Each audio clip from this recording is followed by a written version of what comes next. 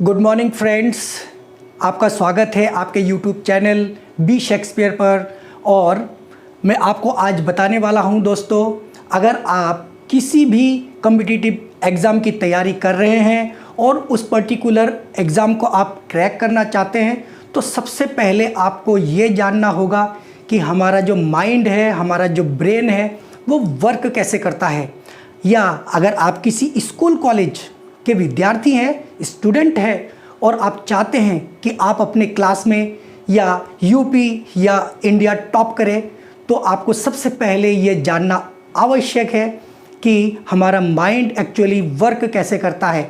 और इस पे रिसर्च करने वाले वैज्ञानिक ने हमें ये बताया है कि अगर इस तरीके से आप तैयारी करते हैं तो आप किसी भी एग्ज़ाम को बड़े ही आसानी से क्रैक कर सकते हैं। तो आइए दोस्तों, टाइम ना वेस्ट करते हुए आपको बताते हैं कि किस तरीके से आप किसी भी कॉम्पिटिटिव एग्ज़ाम को या किसी भी स्कूल कॉलेज के अपने सिलेबस को आसानी से क्रैक कर सकते हैं, आसानी से लर्न कर सकते हैं। दोस्तों, मेमोरी पे रिसर्च करने वाले डॉक्टर स्पेरी, जिन्हें मेमोरी पे रिसर्च करने के लिए स्पेशली नोबेल पुरस्कार दिया गया था, तो इन्होंने मेमोरी पे रिसर्च किया और इन्होंने देखा कि हमारा जो ह्यूमन माइंड है वो वर्क कैसे करता है, या किसी भी सब्जेक्ट को या किसी भी मैटर को कैसे एब्जॉर्ब करता है और कैसे आउटपुट देता है, कहाँ सबसे ज़्यादा मेमोरी है, कहाँ हम सबसे ज़्यादा स्टोर कर सकते हैं। तो इन्होंने बताया कि हमारा जो माइंड है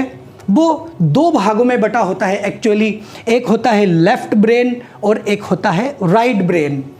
लेफ़्ट ब्रेन केवल हमारे टोटल मस्तिष्क का 10% है का स्पेस लेता है, और जो राइट ब्रेन है वो हमारे टोटल मेमोरी स्पेस का 90% एब्जॉर्ब करता है, कैपेबिलिटी रखता है।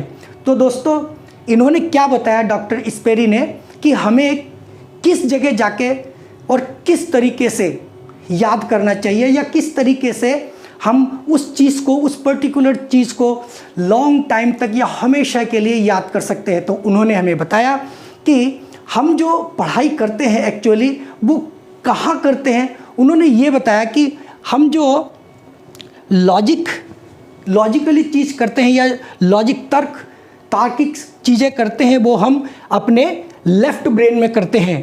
एनालिसिस जितने भी करते हैं वो लेफ़्ट ब्रेन में करते हैं। और लाइनर, रेखा से संबंधित, जैसे मैथमेटिक्स में, ज्योमेट्री में रेखा से संबंधित वर्क होता है वो हम सब यहाँ करते हैं लेफ़्ट ब्रेन में, जिसे कॉन्शियस माइंड कहा जाता है।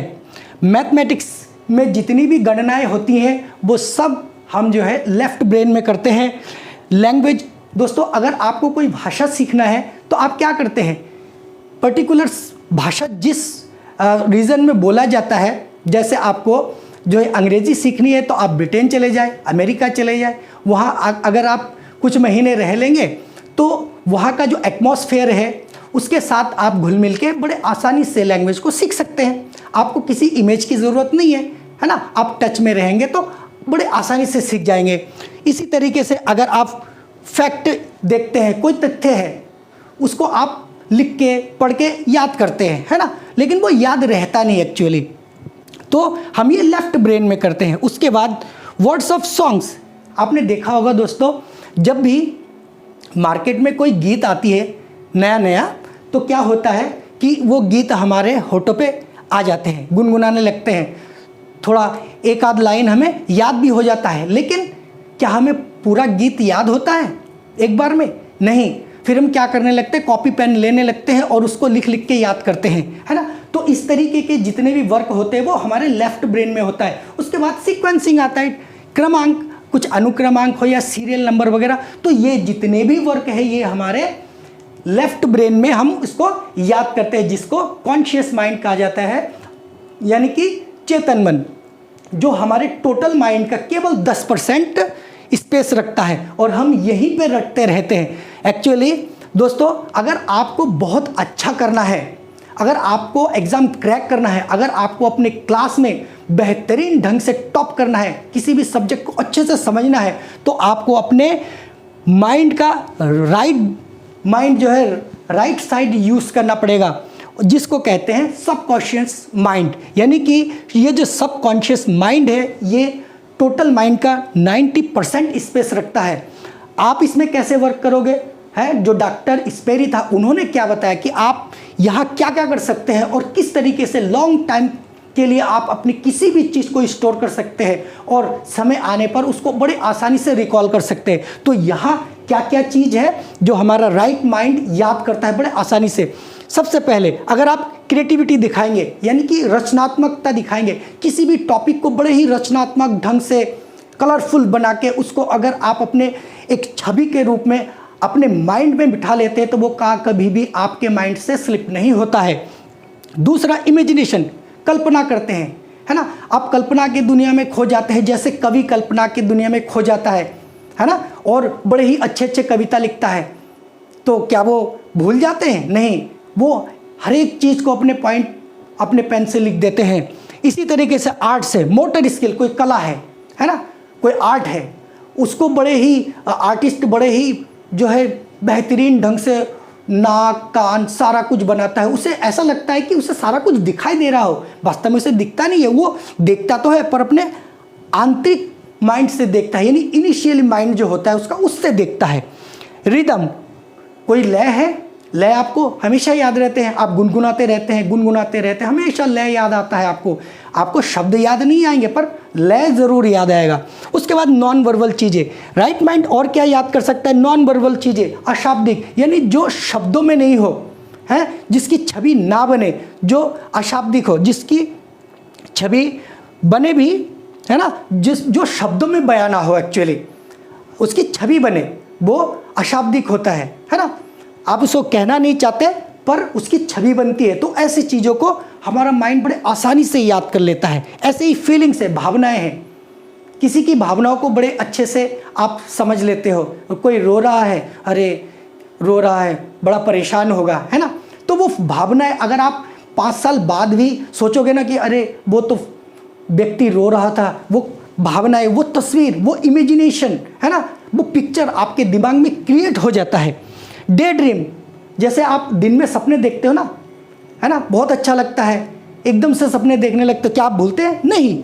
ऐसे ही ट्यून ऑफ सॉन्ग्स, वही गीतों के लय, आप गीत भूल जाते हो, थोड़े बहुत याद होते हैं और फिर आगे के गीत याद नहीं होते हैं, पर आप उसका धुन जो है, पूरा धुन आप करके याद कर लेते हो बड़े ही आसानी से।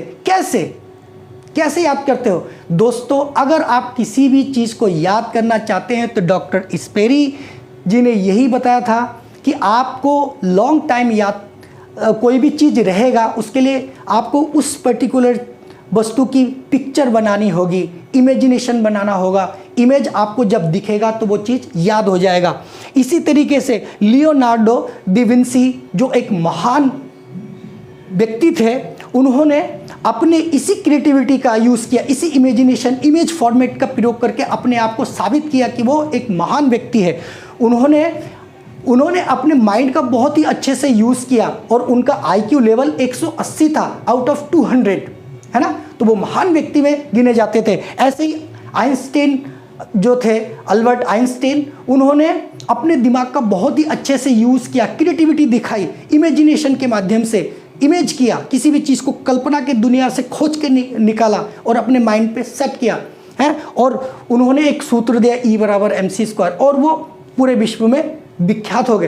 तो दोस्तों, अगर आप भी किसी भी पर्टिकुलर सब्जेक्ट को, चाहे वो सब्जेक्ट कोई सा भी हो, चाहे आप किसी भी एग्ज़ाम की तैयारी कर रहे हैं, अगर आपने उस पर्टिकुलर सब्जेक्ट, उस पर्टिकुलर टॉपिक जिसको आप पढ़ रहे हैं, अगर उसको आप इमेजिनेशन कर सकते हैं, अगर आप उसको इमेज फॉर्मेट दे सकते हैं, पिक्चर में कन्वर्ट कर सकते हैं, तो ही आपका माइंड उसको दीर्घ टाइम तक, for a long time remember कर सकता है, रिकॉल कर सकता है। अन्यथा आप उस पर्टिकुलर सब्जेक्ट को, उस टॉपिक को भूल जाएंगे। तो दोस्तों, अब तक आप समझ गए होंगे कि आपको किस तरीके से याद करना है। जी दोस्तों, बिल्कुल सही समझे।